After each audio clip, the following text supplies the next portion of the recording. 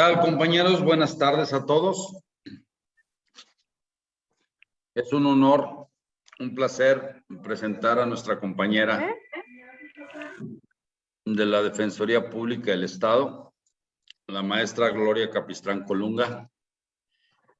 Tiene su licenciatura en Psicología por la Universidad Autónoma de San Luis Potosí, maestría en Política Criminal en el posgrado de la Facultad de Derecho de la Universidad Autónoma de San Luis Potosí. Actualmente doctorante en Sistemas Penales y Política Criminal en el Centro de Estudios Superiores en Ciencias Jurídicas y Criminología. Cuenta con registro oficial de perito en el estado de San Luis Potosí en las materias de Psicología Forense, Criminología y Victimología. Es certificada para realizar el Protocolo de Estambul y tiene acreditación en Psicología del Testimonio. Es socia activa de la Sociedad Mexicana de Criminología, instructora con registro, docente en la Facultad de Derecho de la Universidad Autónoma de San Luis Potosí en las licenciaturas de Criminología y Derecho, docente en el posgrado de Psicología Jurídica en la Universidad Marista de San Luis Potosí. Diversos diplomados, cursos, talleres, seminarios, congresos, simposium, foros en materia de psicología forense y criminología. Es en cuanto a su actividad académica. Su experiencia laboral fue coordinadora de la unidad de primer contacto en la Comisión Ejecutiva Estatal de Atención a Víctimas de San Luis Potosí. Fue encargada del área de vinculación y programas de prevención de la Dirección de la Infancia y la Familia del DIF estatal. Docente certificada por CETEC en el bloque de peritos, instructora de la Academia de Seguridad Pública Federal en la especialidad de altos mandos, hoy Guardia Nacional.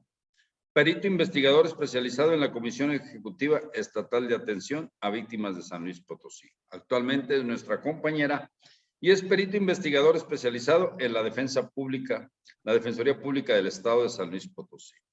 Con ustedes dejamos a mi querida amiga, la maestra Gloria Capistrán Colunga, con el tema la prueba pericial como herramienta de la defensa. Con ustedes. Adelante, maestra, por favor.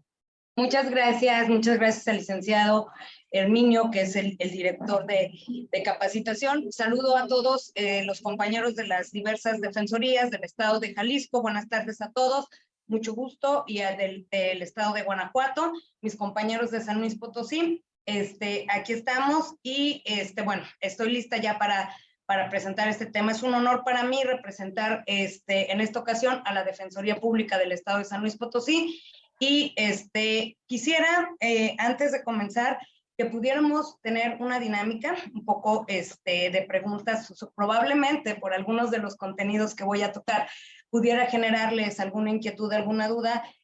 Voy a tener el chat, de ahí voy a tratar de también dar seguimiento, dar contestación a las preguntas que se realicen, igual y si mis compañeros también, que son los encargados de darlos acceso a las preguntas, me pueden apoyar un poquito para que no se quede alguna sin contestar. Entonces, sin más preámbulo, agradeciendo esta invitación, comienzo yo la presentación en este momento. Yo quisiera abordar el tema de pericial, principalmente como soy operativa, he sido perito práctico alrededor más o menos de 17 años, traigo más o menos algunas herramientas que nos pudieran apoyar, principalmente que quiero hacerlo dinámico y que sea como de tips o algunas, digamos, aportaciones que yo sé que ustedes como defensores he tenido la oportunidad de escucharlos en este seminario, pues tienen ya bastante experiencia y sobre todo dominio en el arte de la defensa, ¿no? Entonces yo quisiera abordar esta temática desde el punto de vista precisamente de ir analizando cuál es nuestro rol, el rol del perito desde el lado de la defensa. Antes que todo, quisiera comenzar diciendo que el perito es un investigador. Nosotros somos investigadores. Para poder llegar nosotros a confeccionar un dictamen y ese dictamen poderlo desahogar en una audiencia de juicio oral, nosotros tenemos que tener un proceso investigador. Entonces, por naturaleza, el perito, créanme que nos formamos, ¿verdad? O nos vamos formando a través de todo este desarrollo de la carrera. Yo le llamaría que es una carrera pericial, o sea, si nos vamos a la etimología de la palabra, es expertise, experiencia, y ahí es un proceso formativo, pero formativo principalmente en investigación. Si vamos avanzando un poquito en el arte de investigar, como bien lo habían abordado ya mi compañero también de San Luis Potosí, el defensor Ramón Ramírez, abordó algunas técnicas sobre el proceso de investigación, y ahí creo que embona el trabajo pericial precisamente del perito en cuestión de la defensa. Nosotros podemos también fungir un rol de asesor. Este rol de asesor es prácticamente que el defensor nos traiga la carpeta de investigación. En esa carpeta de investigación analizar, ¿verdad? Leer lo más que se pueda, lo más que se tenga de todo lo que contiene esa carpeta, y obviamente cada especialidad tendrá este análisis específico para ver qué se puede aportar, qué prueba será idónea y qué prueba será pertinente. En este tema yo les voy a abordar desde las 3 materias que ostento, que es la criminología y la victimología. La psicología, ustedes se darán cuenta que son ciencias de tipo social, ¿sí? Y que estas ciencias sociales tienen una metodología y tienen un procedimiento para su realización que espero poderles un poquito explicar, y les digo, si les quedan algunas dudas al respecto, espero podérselas contestar con todo gusto, ¿no? Entonces, en esta función de asesoría, principalmente es eso, que llegue el defensor, sobre todo promover mucho la comunicación entre peritos y abogados, porque en este éxito de esta comunicación podremos nosotros tener precisamente un resultado en un dictamen, en un medio de prueba que sea idóneo y que sea pertinente y que sea realizado por un perito idóneo, especializado y pertinente. ¿Ok? Bien. Entonces, en esta labor consiste principalmente eso, realizar este análisis de toda la carpeta de investigación, ver precisamente qué es lo que contiene, qué pruebas ya contiene, y si nosotros empezamos ahí a plasmar la estrategia, cuál va a ser la aportación de nosotros. Si vale la pena aportar en ese momento, no todo va a ser refutado con otra prueba pericial, ¿verdad? Vamos a ir viendo más adelante cuáles podrían ser algunas de las estrategias en las que pudiéramos retomar esta asesoría. Y entonces está el otro rol, que es el de consultor. Un consultor, ¿qué es lo que realiza el consultor? Pues es esta figura que este sistema nos ha hecho partícipes de que precisamente a la hora del interrogatorio o contrainterrogatorio acudamos con nuestro defensor, ¿sí?, a esa audiencia de juicio oral, precisamente a ayudarlo a que cuando esté rendiendo un testimonio alguno de nuestros compañeros, colegas, en este caso, que pudiera yo aportar del lado que aporte la fiscalía en sus peritos, ¿verdad?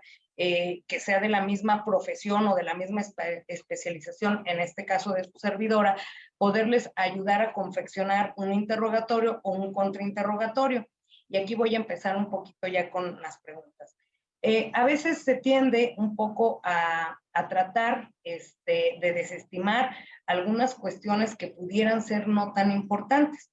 Yo considero que ahorita, en base a esto que yo manejo, ciencias sociales, que tienen una metodología o un procedimiento que si el perito no somos capaces de explicar en una audiencia de juicio oral, se puede cargar de mucha subjetividad. Sí, tendremos que abocarnos más a este procedimiento de hacer sustentable, o sea, de sustentar la metodología, ¿sí?, de hacer legítima esa metodología o esos procedimientos. Y esto lo vamos a lograr pues en el desahogo precisamente de rendir ese testimonio. En esta función de consultor, bueno, yo podría proporcionarles como estrategia que tratáramos de buscar los puntos en cuanto a metodologías y procedimientos que pudiéramos ocupar, en ese sentido, las palabras, para poder, pues ahora sí, atacar al perito de la fiscalía, basados en estos argumentos, en este tipo, en estas líneas, cuando se trate de ciencias sociales. por esta carga, les digo que puede un poco, si no es bien explicado y bien fundamentado, pues transgiversarse un poco en la subjetividad del perito que se encargó de realizar ese medio de prueba. Bien, hay otras actividades en las que aquí en la Defensoría de San Luis Potosí pues estoy participando. Quiero hacerles mención que recién estamos casi participando en cuestión pericial a Defensoría. Es realmente poco el tiempo que su servidora tiene aquí en Defensoría Pública y ahorita pues bueno, me encuentro yo sola en auxilio de las funciones de toda, del área social, del área de adolescentes y del área penal, ¿no? Entonces, por eso voy a tratar de introducir algunas cuestiones que no nada más vayan hacia el área penal, sino también al área social, ¿sí? Y al área de adolescentes. Y aquí una de las actividades en las que me ha tocado participar, pues es precisamente en la realización de entrevistas principalmente con menores de edad, para acatar los protocolos de buenas prácticas para quienes imparten justicia para niños, niñas y adolescentes, y que los protocolos en esta forma también hay que tener y ser muy cuidadosos con ellos al momento de utilizar cualquier procedimiento pericial. En el caso de la psicología, es fundamental para nosotros garantizar el uso de una buena práctica, la utilización de este tipo de protocolos, como una guía precisamente para adecuarnos a un proceso no revictimizante, inclusive para un menor de edad que se puede tornar en conflicto con la ley y su situación está aquí en Defensoría en conflicto con la ley. Entonces es muy importante atender y acatar en estas entrevistas a estos protocolos. De igual manera, no siempre se va a trabajar directamente con la persona que está en conflicto con la ley, sino que también podemos trabajar con menores de edad que en la condición o en su participación pueden ser testigos, ¿sí? Testigos de haber observado un hecho y que queramos presentarlos. Hay que ser cuidadosos en este tipo de procedimiento, tanto en la realización de la entrevista como en la asistencia que finalmente el psicólogo en este caso ¿sí? Puede fungir, el perito puede fungir también en la asistencia de ese menor de edad. Y hay un elemento aquí que quisiera yo ubicar, que es precisamente valorar la capacidad del testigo.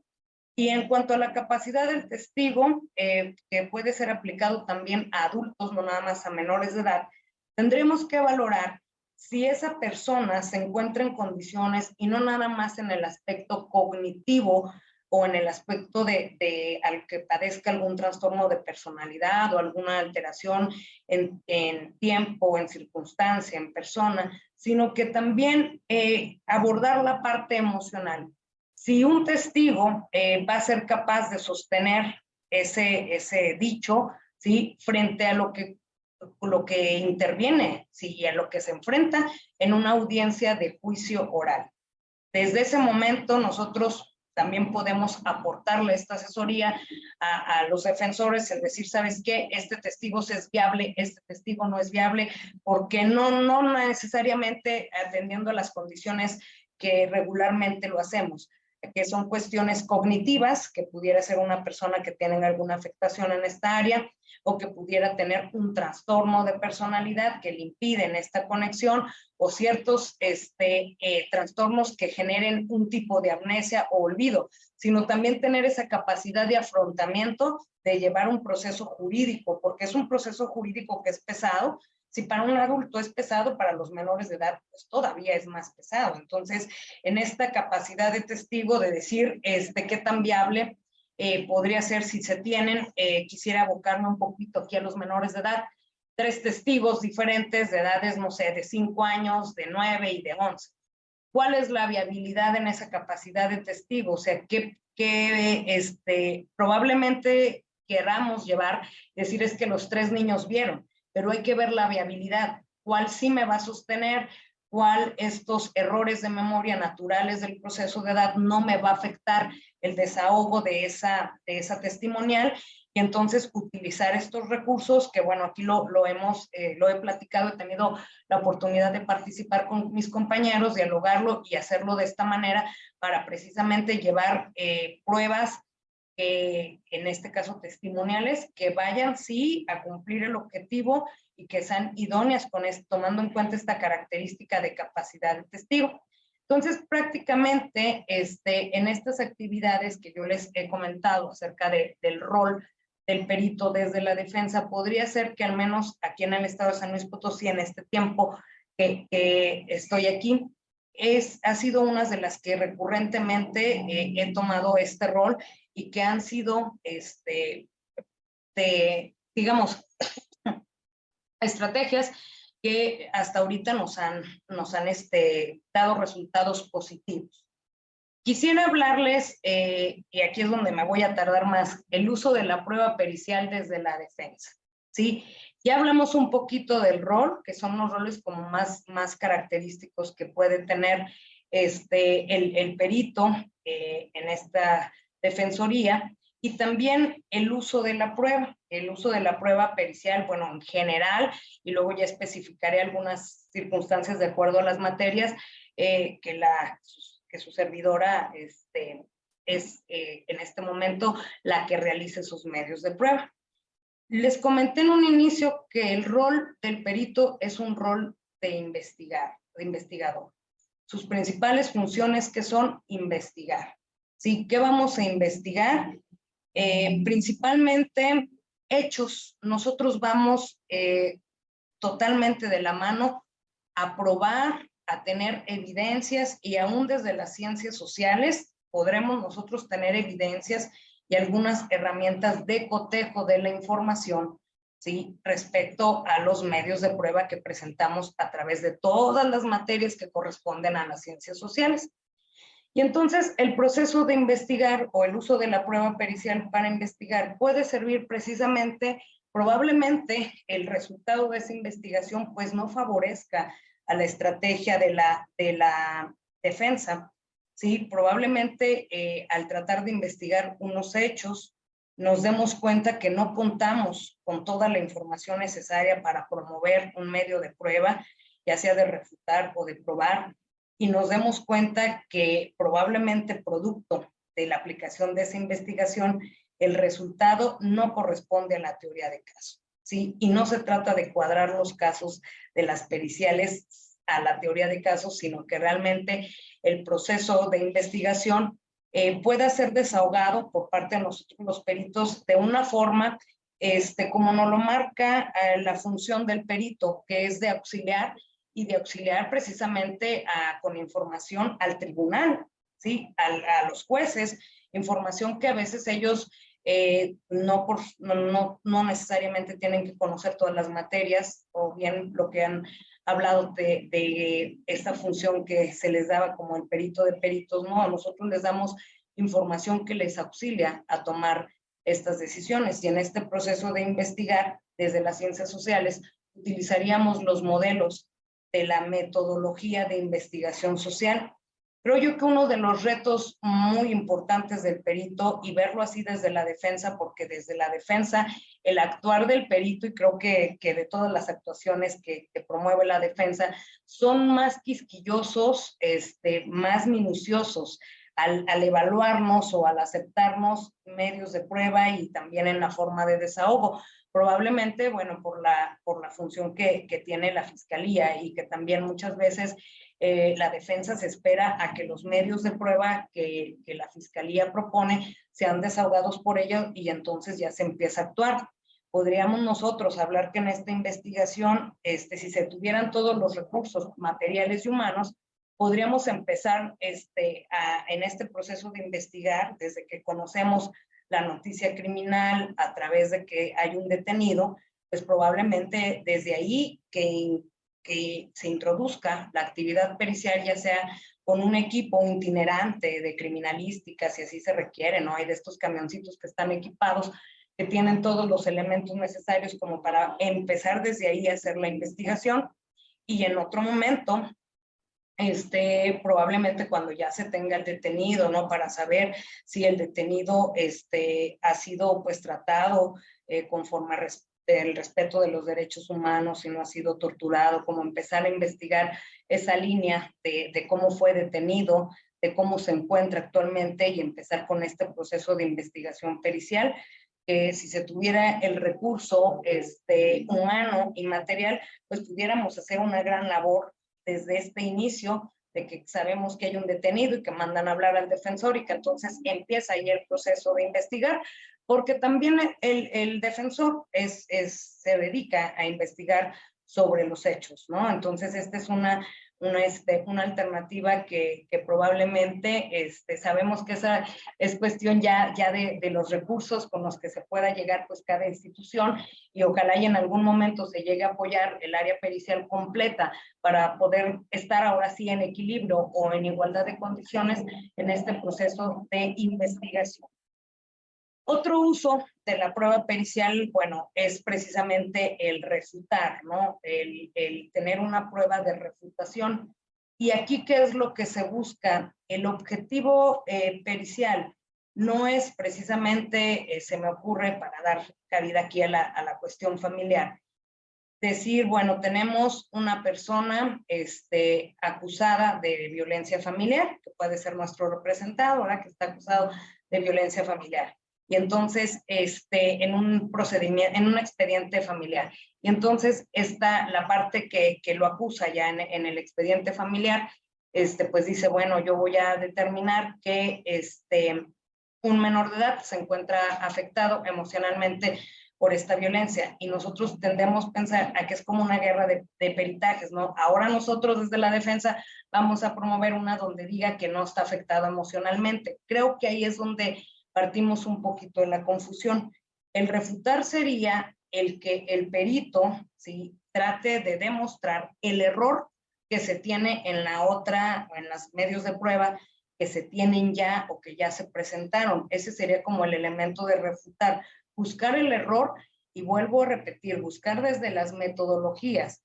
Un punto débil que tenemos en el área pericial, y creo que en todo México, es que se nos formó y se nos capacitó en el nuevo sistema en cuanto a las áreas de especialización. Y me refiero a todas las materias, no nada más en el área de psicología o de la criminología, sino que se nos formó como en ese actuar especializado, en decir, bueno, llevé un curso de actualización del perito, de acreditación para ser perito en criminalística, ¿no? Y hice un diplomado, y entonces con eso ya pretendemos tener una especialización y una acreditación. Para nosotros cada vez los retos son más. No basta ya con especializarnos, con acreditar y tener suficientes credenciales que nos hacen o nos pueden considerar un experto, sino los retos para nosotros será en el desahogo de esa prueba, sustentar la metodología científica, sustentar los procedimientos, y que ahí es donde pocos cursos hay para nosotros de peritos en las materias de metodología, ¿sí? Muy poca en la cual nosotros pudiéramos sustentar de manera científica, porque en ocasiones no basta con decir atendemos un método deductivo, inductivo, sintético, analítico, sino que tendremos que comprobar ese sustento metodológico en que seguimos los pasos del método científico, adecuándolo, ¿sí?, a las necesidades y a esos pasos que ya están establecidos. No basta decir, bueno, sí, mi prueba tiene un procedimiento científico, bueno, hay que explicar a ese tribunal por qué es un procedimiento científico, en dónde lo aplicamos. Y les explico, trato de ponerles este ejemplo. En un dato de prueba, cuando vamos precisamente a ofertar, a decir, vamos a ver si los resultados de la aplicación de pruebas psicológicas nos sirven para poder determinar secuelas, ¿sí?, o algún perfil en específico de lo que nosotros, de una característica que nosotros queremos comprobar o evidenciar y que nos sirva nuestra teoría de caso. Ahí tendríamos, les explico un poquito el proceso. En la cuestión de psicología, pues primero atendemos a tener entrevistas y tener aplicación de pruebas y luego analizar esas pruebas, revisarlas e integrarlas y rendir un dictamen. Aquí el procedimiento empezaría desde lo siguiente. ¿Qué nos dicen los pasos del método científico? Primero tenemos pues el planteamiento de un problema, ¿no? Y en el planteamiento de ese problema debemos de tener un material de estudio. El material de estudio más sensible es el ser humano y es con el que más se torna a mucha experimentación porque se le somete una y otra vez a varios estudios en el área de psicología. A mí me ha tocado asuntos en donde ya han sido valorados en las cuestiones de los informes psicológicos o de las impresiones diagnósticas y luego en un dictamen y luego se promueve otra forma de dictamen que es un metaperitaje o un metaanálisis, que todo esto hay que basarlo en evidencia. Y entonces resulta que ese material sensible, que es el ser humano, ya pasó por 4 o 5 procesos de experimentación. Y bueno, en ese procedimiento pues nos damos cuenta que no estamos atendiendo algunos protocolos de los cuales tendríamos que ser muy cuidadosos, al menos en materia de psicología, porque precisamente nuestros códigos éticos y nuestros procedimientos nos hacen esa atención, ¿sí?, a salvaguardar ciertas formas en la atención a una persona, ya sea como víctima o ya sea en calidad de inculpado, ¿no? En ese procedimiento, ¿qué nos dice el método científico? Hay que observar, hay que analizar.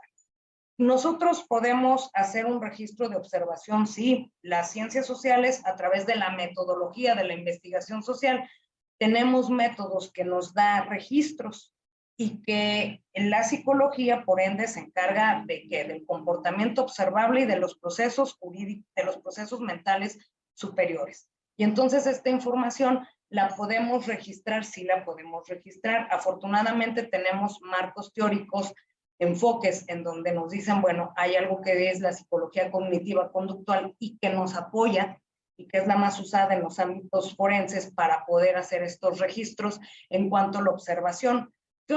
¿Qué se puede registrar en observación? Si no podemos videograbar, tenemos la evidencia del comportamiento de cómo se comportó a la hora de la entrevista, cuál fue su lenguaje verbal, su lenguaje corporal, algunas situaciones que nosotros tendríamos que atender, y aquí me detengo un poquito. En cuanto a la cuestión de las grabaciones, creo yo que es de suma importancia grabar, ¿sí?, la primera entrevista, la que se hace en sede ministerial, que es donde nos da la noticia criminal y que es en una psicología del testimonio la que vamos a analizar si se hizo conforme a estrategias, a protocolos o a principios precisamente de los modelos de una entrevista investigativa. Entonces, en este momento es para nosotros psicólogos fundamental tener un consentimiento informado. Ahí es donde aplicamos nosotros la información de decirle, bueno, se puede grabar este proceso si nos da la autorización. Si no nos da la autorización, pues no vamos a tener ese material de evidencia, pero vamos a tener un consentimiento en donde nos explique de su puño y letra por qué sí o por qué no permite esa grabación. Pero a mí ya también me da registros para yo seguir aplicando mi método científico en una pericial psicológica. Entonces, a través de estos registros, pues bueno, ya queda ahí más o menos registrada la observación. ¿Qué más necesito? Bueno, nos dice el método científico que necesitamos experimentar. ¿Cómo voy a experimentar? Pues experimento con la aplicación de pruebas psicológicas. Y aquí hago una diferenciación. Creo que ahora sí que la falta de materiales que principalmente vemos del lado de las fiscalías, en donde desafortunadamente muchas de las compañeras no tienen pruebas que son estandarizadas, que son homologadas, y tienen que trabajar todavía con pruebas proyectivas, que son elementos muy subjetivos, ¿sí? Y desde ahí hay que cuidar la parte de la inyección de los recursos al área pericial. Entre mejor conformado tengamos nuestra instrumentación, así como la tiene el químico, así como tiene el médico, así como tienen los criminalistas que tienen todo su equipo, su kit, así también el psicólogo necesita su kit de baterías, de pruebas que afortunadamente han pasado por un proceso de estandarización, tienen un proceso de homologación, ¿verdad? Se aplican de una manera homologada, se revisan de una manera homologada, muchas ya están digitalizadas. Para poder llegar a esa unificación o esta estandarización, cada prueba tiene un manual y en ese manual se especifica cuál es la forma, ¿sí? O la base científica y la muestra que se tomó para poder validar ese instrumento que nos va a medir depresión, que nos va a medir ansiedad, que nos va a medir un rasgo de personalidad. Entonces tiene todo un procedimiento. Y entonces esa es mi forma de experimentar. Yo experimento aplicando, ¿sí?, tales baterías de prueba, de preferencia, pruebas que sean estandarizadas, que hayan pasado por un reconocimiento, no nada más a nivel nacional, sino también a nivel internacional, donde podamos nosotros comprobar la eficacia, que esa prueba tiene confiabilidad y validez, que igual que cualquier prueba pericial nos van a requerir, y de ahí es un punto también que ustedes puedan utilizar en sus interrogatorios o contrainterrogatorios, ¿sí? Tratar de demostrar ante el tribunal la confiabilidad y la validez científica de un medio de prueba que nosotros estemos emitiendo. Entonces, en ese sentido, yo ya he cumplido la experimentación. En la experimentación, yo voy a saber si es verdad que esa persona tiene ansiedad o depresión, o si es verdad que esa persona tiene un rasgo de personalidad obsesivo, compulsivo, paranoico, o la característica que yo quiera buscar o pretendemos buscar, y entonces ahí ya voy a tender a despejar variables. Y estas variables obviamente van a depender de circunstancias que de acuerdo a la batería de prueba también nos pueden ayudar, ¿sí?, a comprobar o a rechazar nuestras hipótesis, que las hipótesis salen de la teoría de caso, ¿sí? Y la teoría de caso, pues bueno, obedece a una teoría de hechos, a una teoría fáctica que nosotros nos tocaría comprobarlo y así poder llegar nosotros a una conclusión. Entonces, en este pequeño proceso, a lo mejor muy simple, que nos llevaría varias sesiones si atendemos a la metodología, pero yo quiero darles la idea de esto, de que cuando vayamos a interrogar a un perito, ¿sí?, al menos en las materias de las ciencias sociales, nos fijemos mucho en el sustento metodológico, en la confiabilidad y la validez de la prueba. Al menos de los instrumentos de psicología, cada instrumento te dice cuál es el margen de error de esa prueba. No hay pruebas perfectas, ¿verdad? Nosotros tendríamos que manejar esos márgenes de error. Precisamente son mínimos, por eso han sido estandarizadas, por eso han sido aceptadas por una comunidad de expertos. Y aquí voy a otro concepto. Cuando hablamos de la validez y la confiabilidad, de las pruebas, hablamos también de que hay que seguir una metodología científica, una metodología en la que ya les he dicho que el perito tiene sus carencias, tenemos nuestras carencias, porque nos hacen falta muchísimos cursos de metodología, ¿sí?, para poder hacer que todos nuestros procedimientos tengan estos pasos del método científico para poderla desahogar y salir dignamente librados en un interrogatorio o en un contrainterrogatorio. Y entonces nos preguntan, ¿verdad?, ¿quién podría ser esa comunidad de expertos? Y realmente nos meten en aprietos porque en nuestro país no tenemos una comunidad de expertos específica, tenemos colegios, sí, varios colegios y varias asociaciones civiles y varias, inclusive pues, el mismo INACIPE, las universidades que nos capacitan y que son las mismas que nos acreditan y que bien en un manual de la Suprema Corte de Justicia, el más actual, que habla sobre la prueba pericial, nos retoma precisamente a cuestionarnos esto, ¿verdad? ¿Qué pasa con la comunidad de expertos? ¿Tenemos comunidad de expertos? Estas pruebas y estos procedimientos pasan por la legitimar una comunidad de expertos. ¿Esos procesos realmente se legitiman ahí o qué sucede? ¿Sí? Algunos apuestan precisamente por la opinión de estos colegiados y algunos otros por la opinión objetiva de quien imparte directamente la prueba.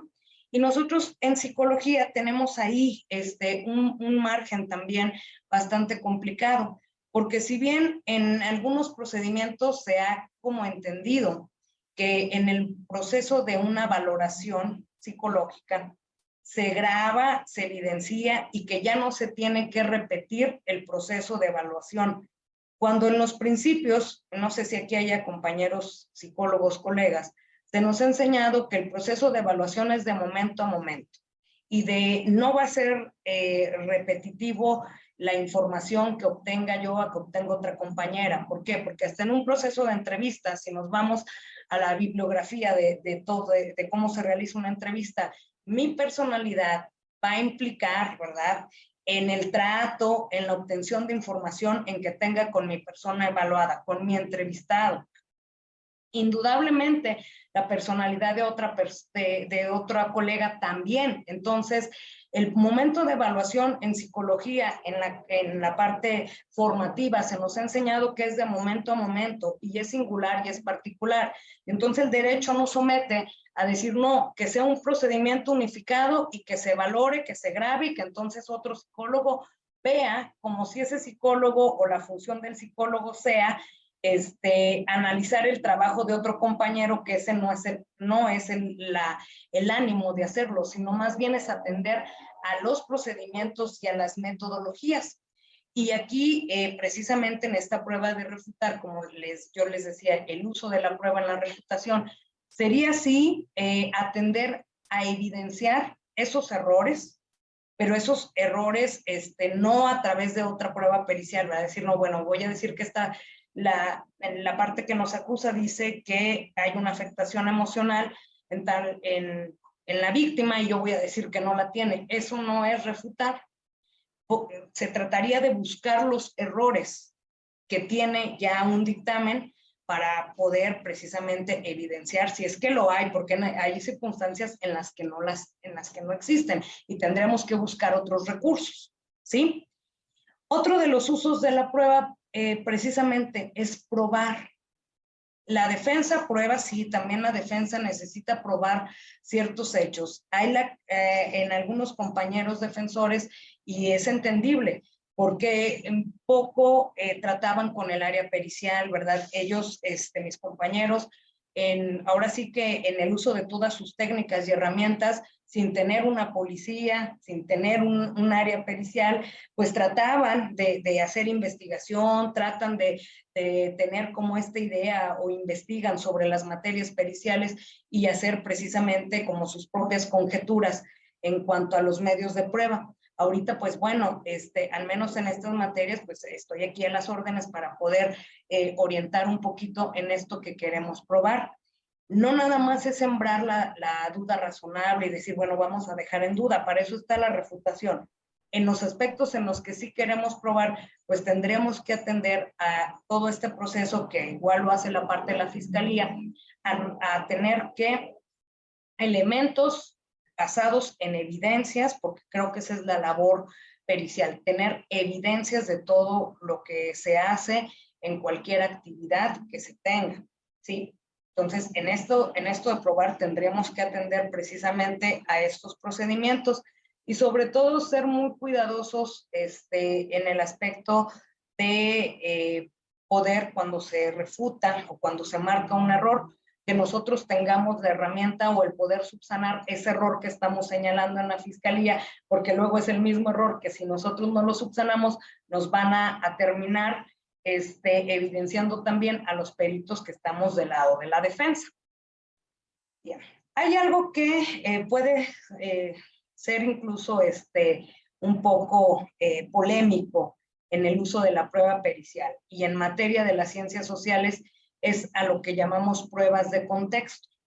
Hoy día tenemos varios protocolos en donde a los jueces sí se les pide que utilicen para juzgar perspectiva de infancia, perspectiva de género, todo lo que atiende grupos vulnerables, ¿no? Migrantes, ciertas características que atienden a un proceso especializado y diferenciado de contexto. Y este tipo de pruebas son las pruebas que quizás son inofensivas para las partes. Probablemente no tendrá, o no queramos probar algo mediante una prueba de contexto, pero sí podemos plantear realidades al tribunal. Cuando queremos, por el ejemplo más sencillo, estas cuestiones de género, ¿no? De la circunstancia de una violencia que hemos tenido aquí, mujeres que se encuentran privadas de su libertad y que debido a una condición, digamos, de esta macro violencia o de este sistema, en el cual implica que han sido coaccionadas, manipuladas por sus parejas, tienen una participación en un hecho delictivo. Entonces, una prueba de contexto ayudaría al tribunal a tener esta visión, a contar desde una técnica de investigación, que es una investigación, la historia de vida, ¿sí? Poder contextualizar al tribunal y explicarle cómo ha sido la vida de la imputada, ¿sí? Y cómo ese contexto de vida influyó en el grado de participación que hoy la tiene en esta calidad de imputada y bajo ese hecho que le estamos defendiendo. Entonces, estas pruebas realmente son poco utilizadas. Inclusive yo lo comentaba aquí con mis compañeros, precisamente también en el contexto de los menores de edad, se podría hacer prueba de contexto en relación a explicar la lógica del menor de edad a diferencia de la lógica del adulto, ¿sí? Y que explicar precisamente bajo estos procesos cognitivos cómo existe esta apreciación inclusive de un hecho delictivo. Por ejemplo, creemos en una afectación emocional muy grave en los menores de edad, cuando a veces tienen mayor recurso de salir adelante que un adulto, por su etapa de desarrollo, por su etapa cognitiva, y eso se lo tendría que explicar, o se lo tenemos que explicar nosotros los peritos, ¿sí? A decir, y ahí nos vamos hasta las cuestiones de los tratamientos. Se puede también hacer una refutación cuando haya una prescripción o alguna sugerencia de un tratamiento terapéutico.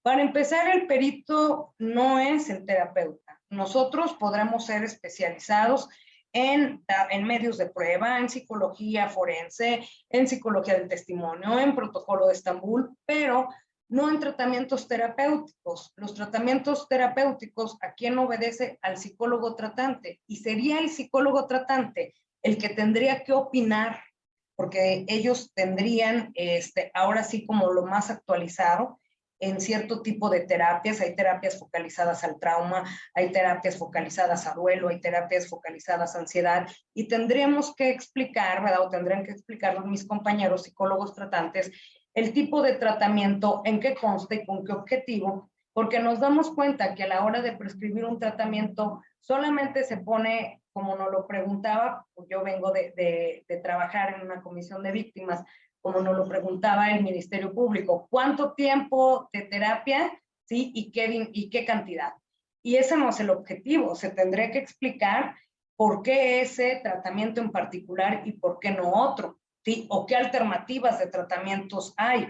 No se trata, como lo repito a mis alumnos, decir que somos de parte y vamos a querer acomodar o actuar a nuestra parte si representamos a la víctima, cargarnos totalmente el lado de la víctima y decir nada más este tratamiento. No, sabemos que hay muchos tratamientos afortunadamente de rehabilitación para ellos y podemos dar unas alternativas.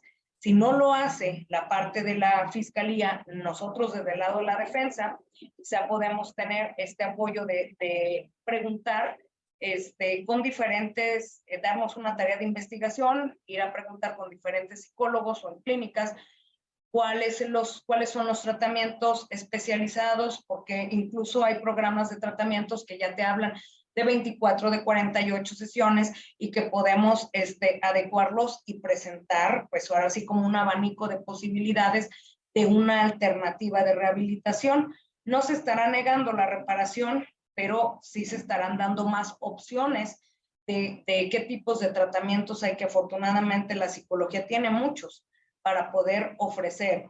Y en cuanto a los costos, en el estado de San Luis Potosí no tenemos un arancel, entonces sería un aproximado, también mediante preguntar, ¿no? ¿Cuánto es más o menos el costo de una terapia privada? ¿Cuánto en una clínica? Y hacer como comparativo, pero dar como abanico en este sentido, de cuanto a la reparación.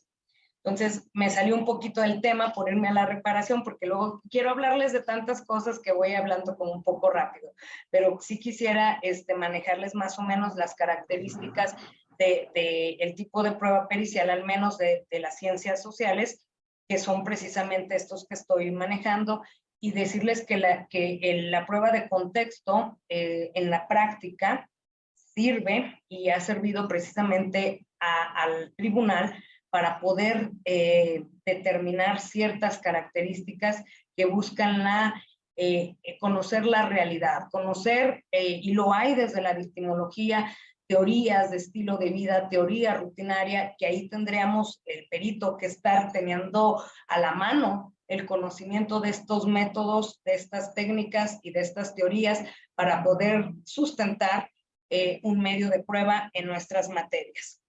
Pruebas orientativas y pruebas confirmatorias. Una prueba pericial en toda materia puede ser de estos tipos, orientativa o confirmatoria.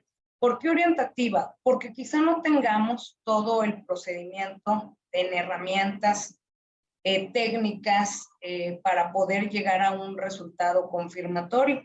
Afortunadamente, como les digo, la psicología, a través del uso de estos instrumentos de medición estadística, porque tienen su estadística, podrían determinar si una persona presenta ansiedad o no. Y si así se nos cuestiona en un juicio, pues todos los que aplicamos pruebas conocemos el procedimiento y estamos obligados a conocer el proceso de experimentación y de estandarización de esas pruebas para poder explicárselo al tribunal y que conste, que se constate que es un instrumento que ha sido confiable y validado porque ha tenido un proceso medible y estadístico. No somos una ciencia exacta, no lo vamos a hacer, pero sí tenemos técnicas de medición. De hecho, todos las pruebas psicométricas tienen estos procesos estadísticos. Sí vemos estadística y antes que lo hacíamos de manera manual, sí tenemos que trabajar con puntuaciones. Ahorita ya tenemos la tecnología, que también la psicología se ha adecuado a estos procedimientos tecnológicos, a digitalizar algunos de los procesos. Entonces, sí hay en el sentido de ser orientativas. ¿O por qué pueden ser orientativas? Porque no tenemos toda la información necesaria. En el caso, por ejemplo, de dictaminar algún trastorno de personalidad o algo de la parte clínica que corresponde al psiquiatra. Carecemos de mucho personal especializado en la parte médica y de psiquiatras, pues mucho más.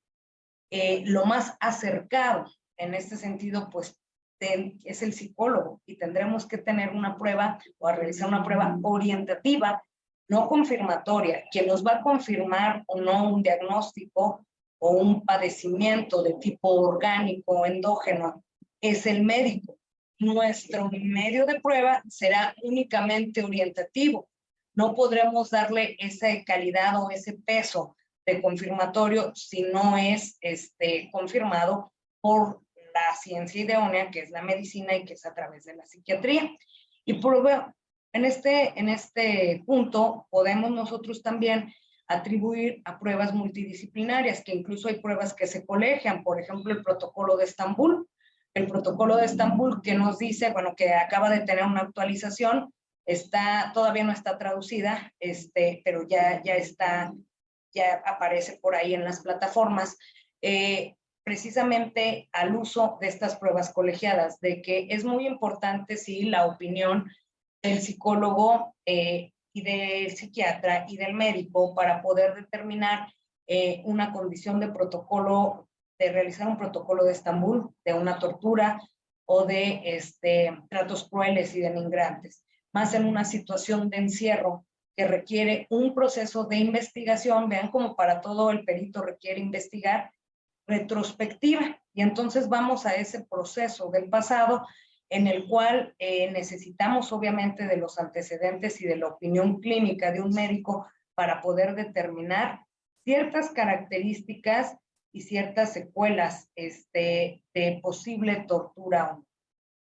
Y aún así, como les vuelvo a repetir, se ha cuestionado precisamente, y bien, ¿verdad? Porque hacia allá nos llevan, hacia las exigencias que tienen precisamente las pruebas en cualquier materia pericial. Ajá. Tenemos ahí estos antecedentes de decir, vamos realmente a considerar qué como expertos o quién es el experto, ¿sí? Y para eso de las pruebas multidisciplinarias recurriríamos precisamente a la validación de varias ciencias y de las opiniones de varios expertos para poder realizar un medio de prueba que podamos sustentar de manera multidisciplinaria. No sé si hasta aquí tengan ustedes alguna pregunta, comentario. ¿Todo bien? Bueno, aquí preguntan, dice, ¿los peritos en psicología podrán refutar el costo de las sesiones que plasma el perito del Ministerio Público en su informe? Sí. Ello debido a que en Guanajuato los psicólogos ponen como costo por sesión las tarifas del Colegio de Psicólogos y son súper altos. A veces en su mayoría los imputados no ganan a la semana lo que cuesta una sola sesión. Sí, aquí hemos tenido el ejercicio en el área de adolescentes, en una propuesta, nos damos a la labor de investigar costos de otros psicólogos precisamente. No se niega la parte acusada o el imputado a este pago de rehabilitación, porque es una medida de rehabilitación como lo atiende la ley de víctimas. Pero hay que darle la accesibilidad. Nunca dice la ley que se tenga que pagar forzosamente el costo que diga el perito de la fiscalía. Nosotros podemos plantear en ese abanico, aquí yo lo he hecho investigando costos de psicólogos que tienen un menor precio y que se adecúa al pago que puede realizar nuestro representado, y se hace esta propuesta. O sea, no se está negando, simplemente dice, bueno, hay un psicólogo, como no nos especifican, y esa es una gran facilidad, no nos dice qué tipo de tratamiento, no nos dice cuáles son los objetivos, nada más, aquí en San Luis así estilábamos, porque se estila así, es decir, un tratamiento de 2 años con un costo de terapia de 500, 800 pesos, y ya, hacíamos la multiplicación, ¿verdad?, del tiempo, y se dejaba ahí plasmado ese costo. No necesitaríamos, si en caso algunos de los informes dicen un tratamiento especializado por psicóloga del trauma, bueno, pues ahí ya te está hablando que probablemente ese tratamiento, por llevarlo a cabo una persona que esté especializada, puede ser un poquito elevado, pero nosotros también podríamos proponerle para cumplir con esta medida un costo de menor precio. Entonces, creo que aquí por estrategias, sí pudiéramos nosotros tener algunas otras alternativas. Bien, ahora vamos un poco, para esta segunda mitad, a hablarles sobre el ataque, ahora sí, de la defensa. Podemos atacar al perito y podemos atacar al dictamen. Ajá. En el dictamen, pues vamos a ver si lo atacamos de fondo, en cuanto al contenido, si lo atacamos de forma, si lo atacamos en procedimientos, y aquí entran la utilización o no de los protocolos, o si vamos a atacar la conclusión. ¿Qué riesgos corremos? Si no tenemos un consultor técnico en el fondo, vamos a batallar porque necesitaríamos conocer la materia, necesitarían ser expertos en la materia y atacar el contenido de ese dictamen. Se recomienda que si se quiere atacar el fondo, pues entonces se realice la técnica de otro dictamen, que es el metaperitaje o el metaanálisis, ¿sí? Y basarlo en evidencia, evidenciar en dónde se encuentran los errores, marcar error 1, ¿sí? La falta de evidencia, porque aquí lo que vamos a refutar pues es la falta de evidencia. Y eso, en cuanto al atacar el fondo, yo sí sugiero que lo hagamos a través de los peritos, ¿sí? De nuestro consultor, del asesor que tengamos en la materia. En cuanto a forma, ustedes lo hacen muy bien. Los defensores hacen interrogatorio de acuerdo a la forma, ¿sí? Principalmente a los métodos, a la estructura, ¿sí? Y hay veces que les falta embonar un poquito en cuanto a sustentar el proceso científico. Preguntar sobre confiabilidad y validez. ¿Qué ostenta la confiabilidad y la validez de esos resultados? ¿Cuáles fueron los procesos de experimentación? Ya acuérdense que desde el sistema tradicional nos decía, ¿no? Que especifique el perito las técnicas por las cuales llegó a esos resultados.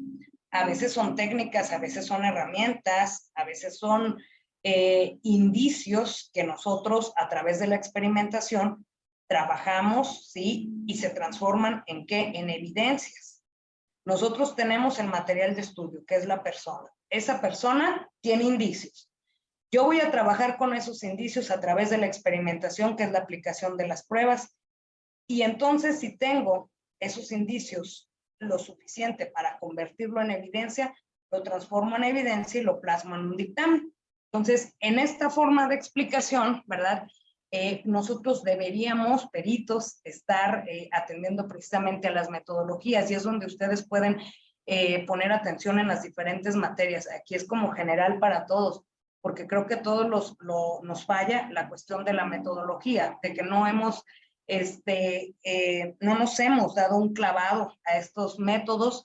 En el caso de las ciencias sociales tenemos toda la metodología que se utiliza en una investigación social, en una investigación de campo, pueden ser aplicados y podemos ser utilizados precisamente para este método científico.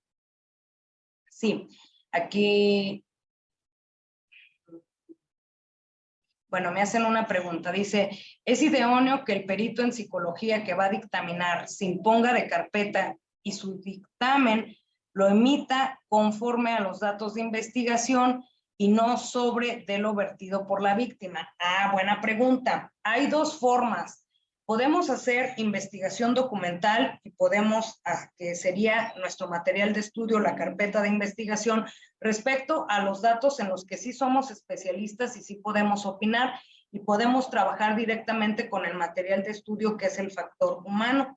Inclusive en mucho de la psicología del testimonio trabajamos sobre documentos, sobre lo que ya está en una carpeta de investigación, en una declaración o en un video que nos hacen llegar, sí, aquí hay siempre como una disyuntiva en esto. Hay algunos grupos de especialistas que dicen, no debes de contaminarte con información extra, lo que tú obtengas. Para hacer una investigación tenemos que tener antecedentes. Hasta en una investigación académica tenemos algo que es el estado de arte, que vamos a ver qué hubo, qué se hizo, precisamente para tener datos de prueba idóneos y pertinentes.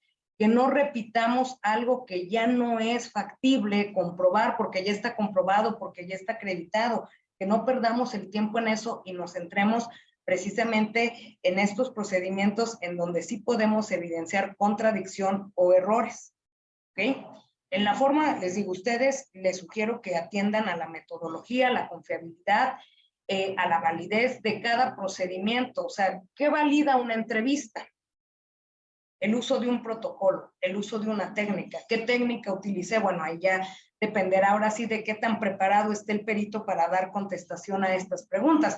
A mí sí me pueden hacer esa pregunta, decir qué valida una entrevista o qué la hace confiable. Ah, bueno, yo me atengo a decir que utilizo una técnica de una entrevista. Si en su caso tengo una evidencia, pues hago mención de la evidencia o retomo la evidencia que se tiene, retomo un modelo para realizarlo y ir tratando de dar ese sustento que nos diga por qué es válida. Ahora, ¿se puede cotejar la información de las entrevistas? Sí. Es muy importante hacer mención del procedimiento. Si trabajamos únicamente con una persona, o bien vamos a investigar y a cotejar esa información en el entorno o con otras personas que nos puedan dar que realmente lo que nos están diciendo concuerda, y de ahí es donde vamos sacando también información para los testigos, ¿sí? ¿Qué tanto de esa información me sirve y podemos nosotros validarla y en algún momento confirmarla. Obviamente, les digo, ¿cuáles van a ser nuestros métodos de comprobación? Los de la investigación social, los de la investigación de corte, en el cual nos lleva a trabajo de campo, nos lleva precisamente al material de estudio, que en el caso de nosotros pues son las personas, y que a las personas cómo las tenemos que atender con protocolos. Y si el protocolo me dice que antes de entrevistarla le tengo que preguntar si es su deseo participar y que me tiene que firmar un consentimiento, ahí está una evidencia, ahí está que me firmó el consentimiento. Si yo puedo tener algún tipo de evidencia, si no es un video, pero a lo mejor salvaguardando la confidencialidad, alguna fotografía del lugar, de mi espacio, de mi oficina donde estuvo conmigo, o del centro de internamiento que acudí al área varonil tal día y presentar el pase de ingreso y demás, son evidencias que a mí me va a dar, que corroboran que yo acudí, que yo fui. Ustedes saben las circunstancias en las que se trabaja en los centros de internamiento, pues ahí no tengo una oficina y un espacio adecuado, ¿verdad? Y es donde nos especifiquen un área para trabajar. Y entonces, estos también son retos para nosotros desde la parte metodológica, porque no es lo mismo trabajar en tu oficina donde tienes probablemente todas las herramientas para hacerlo, que adecuarte a ir a unos locutorios, que pasas a máxima seguridad y que tienes otras características. Entonces, son diferentes en ese procedimiento, ¿no? Entonces, el uso de protocolos también nos lleva a unas buenas prácticas.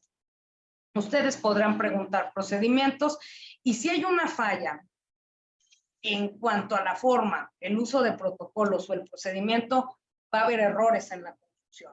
Entonces es como una cadenita en la cual ustedes pueden tener como una guía para ir diciendo, pues bueno, si ya falló porque el resultado lo obtuvo a través de una técnica de entrevista y en la técnica de entrevista no utilizó ningún protocolo, no pudo evidenciar que utilizó una técnica para entrevistar, no cuenta con ninguna evidencia, pues entonces esa entrevista, ¿qué va a ser? Pues va a ser falsa, ¿verdad? O va a ser nula, o va a ser, no sé, la característica que contenga esa información. Aquí hacen otra pregunta, dice, ¿ese consentimiento informado debe ser un registro adicional a la sola manifestación que la víctima realiza al momento que acepta a ser valorado por un psicólogo? Un registro adicional, sí. Bueno, yo lo manejo con un formato, y ahí en ese formato incluir lo que vas a aplicar, ¿no? Si le vas a aplicar una prueba de personalidad, una prueba de ansiedad, o sea, que la persona también conozca a qué procedimiento se va a someter, porque así cumplimos lo que estipula el código del psicólogo en el trabajo de evaluación y también cumplimos con el trabajo de evaluación que nos están pidiendo precisamente para las buenas prácticas y garantizar estos procesos. Hay una polémica en cuanto el evidenciar o poner el resultado de las pruebas psicológicas. En realidad ahí es donde a veces el derecho, al menos al área de psicología, nos ponen varias polémicas, ¿sí? Porque por un lado el código ético nos dice que no debemos nosotros de evidenciar estos resultados. ¿Por qué? Porque son confidenciales y porque nuestra profesión tiene como menester la confidencialidad y nos lo preguntan en la audiencia de juicio oral, ¿verdad? Que si nosotros no transgredimos estos procesos de confiabilidad al exponer cierta información sensible de nuestro personal evaluado. Y por otro lado, a la hora de evidenciar nos dicen, bueno, que presenten las pruebas. Como les he dicho, tratándose de pruebas estandarizadas, pues con una puntuación y más ahora que son digitalizadas, pues no hay mucho de dónde refutar, de dónde pueda haber el error. Entonces, pues realmente no es tan recomendable. Quizá el trabajo, que esto sí lo quiero enfatizar, la persona que se somete a un proceso jurídico, pues no va voluntariamente a una evaluación, ¿no? Sea la víctima o sea el victimario. O sea, es algo que se utiliza como una estrategia precisamente para su defensa. Pregunta aquí, dice, el código de ético no está por encima de la ley. Deberían de adjuntar las pruebas, quizás ocultando datos sensibles. Si ocultamos datos sensibles, luego la defensa o algunos, la contraparte nos va a preguntar, ¿qué nos vas a garantizar que realmente sea la prueba de esta persona y no de otra? Y nos vamos a meter así en un montón de situaciones que sería bueno tenerlo y tenerlo en un conversatorio, porque para nosotros el código, si yo violo el código ético, puedo ser acreedora a que me sancionen y también en un colegio de psicólogos me quiten o me castiguen mi cédula, ¿sí? Entonces, ahí es donde entramos nosotros en polémica. Y esto lo podemos, creo que, armonizar con mucho trabajo, asesorándonos de la parte jurídica, pero también psicológica, ¿no? Dice aquí, puede ser sancionada por no exhibir conforme a la ley. Vean, estamos en esa polémica. Dice... Ok, sí, algunos no se incluye el consentimiento, es ya ahora sí cuestión de la buena práctica. Esos son procedimientos de las buenas prácticas de incluir o no el consentimiento informado. Bien, bueno. ¿Qué más estrategias? En esta misma estrategia de atacar el dictamen, como los abogados trabajan con su teoría del caso, tenemos una teoría de hechos, ¿verdad? Y bueno, la lógica sería que para cada hecho nosotros debemos de evidenciar, de probar. Entonces iríamos hecho, prueba, hecho, evidencia. Y de esta manera, de forma personal, yo lo trabajo en los metaperitajes o los metaanálisis. Hago la lectura del trabajo, con todo respeto de mis compañeros, únicamente en cuanto al procedimiento, ¿sí? Metodologías técnicas. No me meto en otro sentido de crítica, porque es el respeto al trabajo del compañero, y voy evidenciando, por ejemplo, no sé si les pasa en Jalisco o en Guanajuato, a nosotros nos pasa mucho que los hechos, en los delitos de agresión sexual, aplican una serie de baterías que explora área familiar, que explora área de autoconcepto, que explora autoestima, que explora ansiedad, que explora estrés, pero ninguna que pueda, al menos orientativamente, explorar. Ahí hay un micrófono que se escucha. No que pueda explorar el área sexual. Y entonces resulta que, ¿cómo es posible que si se va a dictaminar sobre un hecho sexual, no haya aplicado ninguna prueba referente a tener información de esa área? Y entonces ahí también nosotros podemos evidenciar precisamente esta contradicción. Yo ahí le pongo, ¿no?